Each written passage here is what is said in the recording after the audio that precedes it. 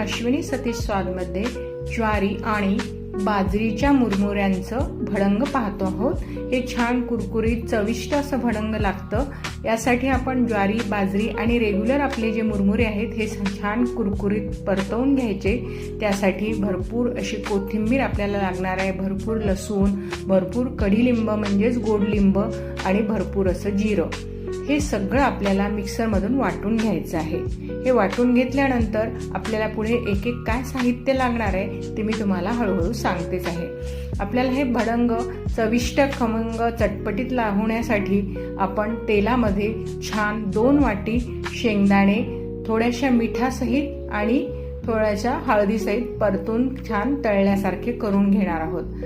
हे हळद आणि मीठ घातल्यामुळे काय होतं की याची स्वतःची अशी एक चव डेव्हलप होते आणि नुसते शेंगदाणे जरी आपल्याला दाताखाली आले तरी त्याची चव छान लागते आणि रंगही छान येतो। म्हणून हे 2 साहित्य यात घालायचं। आता हे झाले आहे छान परतून। आता आपण हे मुरमुऱ्यावर टाकून घेणार आहोत। छान कुरकुरीत झालेले आहेत आणि हे तेलासहित पूर्ण घालून घ्यायचं। आपण इथे थोडं थोडं तेल करत करत तेल यामध्ये भडंगमध्ये घालतोय, एकदम घालत नाही आहे। आता हे छान परतवून घेतलं, एकमेकांत हलवून घेतलं।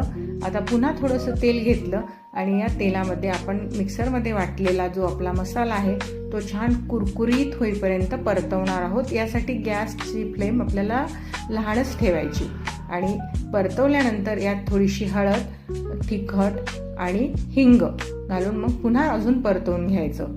एकदम मसाला जळायला नको म्हणून मग त्यामध्ये मीठ देखील 2 चमचे मी इथे घातलं आहे।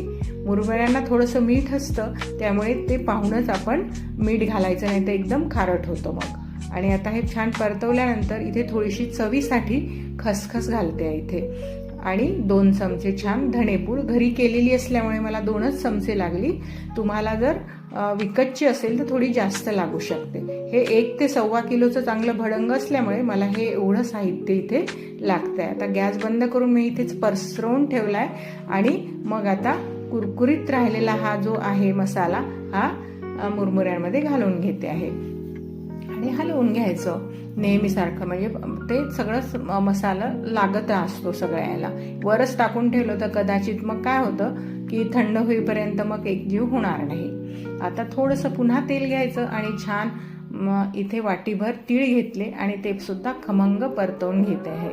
खमंग परतवले की त्याची चव पुन्हा छान डेव्हलप आणि याच्यावर टाकून घ्यायचं आणि छान पुन्हा हलवून घ्यायचं आणि आपलं हे भडंग इथे छान कुरकुरीत चटपटीत तयार झालं। सकाळच्या नाश्त्याला, दुपारच्या चहाच्या वेळेला केव्हाही तुम्ही खाऊ शकता।